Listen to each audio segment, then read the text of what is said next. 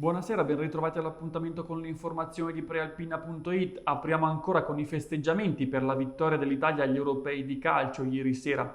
A Varese il sindaco Davide Galimberti oggi ha ringraziato pubblicamente le forze dell'ordine e gli addetti dell'igiene urbana. I primi per aver vigilato sulla sicurezza con centinaia di persone che si sono riversate nelle piazze fino a notte fonda, i secondi invece per aver ripulito strade e marciapiedi a tempo di record.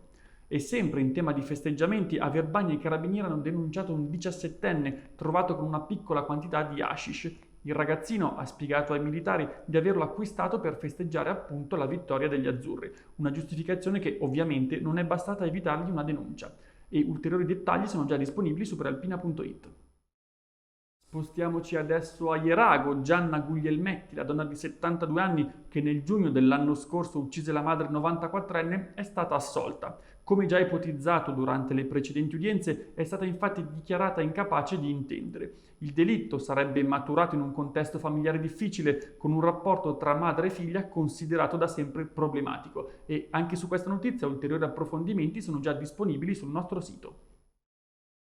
E andiamo ora a Busto Arsizio. 5 minuti di spinta grazie a Martinetti a Stantuffo permettono di spostare in avanti di circa 50 cm un manifatto da 5.000 tonnellate. Così, spinta dopo spinta, sta nascendo il sottopassaggio di Sant'Anna, che presto permetterà di unire due parti della città di Busto Arsizio in zona Sempione. Al ritmo di 4-5 metri al giorno, venerdì il tunnel dovrebbe infatti superare i binari sopra cui viaggiano in media 400 treni al giorno. Un'opera colossale che il comune sta realizzando d'intesa con RFI e UPAC. Entusiasta il sindaco Emanuele Antonelli. Ascoltiamolo nel servizio realizzato da Angela Grassi con immagini di Davide Caforio di Agenzia Blitz.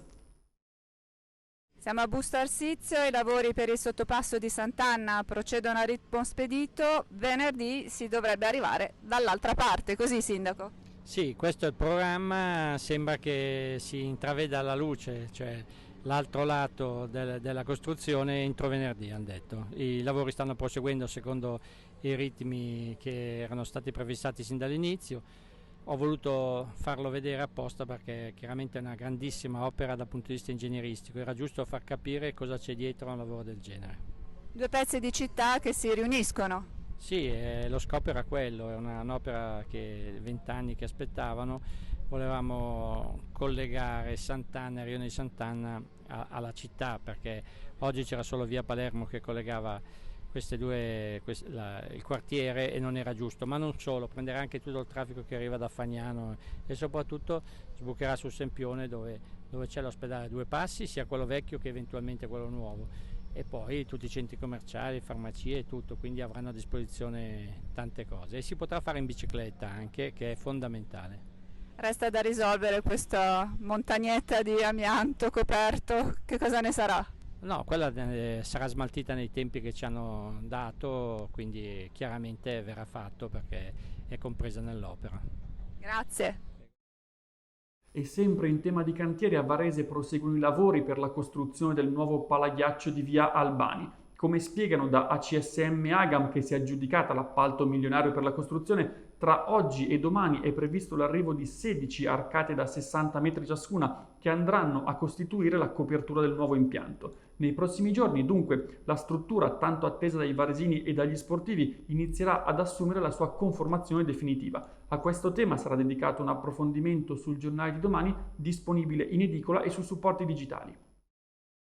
Sempre Varese, ma politica, nella sede della Lega è in corso in questo momento il vertice delle forze di centrodestra con il candidato sindaco Matteo Bianchi per definire insieme le strategie della campagna elettorale e le liste che di fatto andranno a sostenere la sua corsa alle urne, alle amministrative d'ottobre per Palazzo Estense.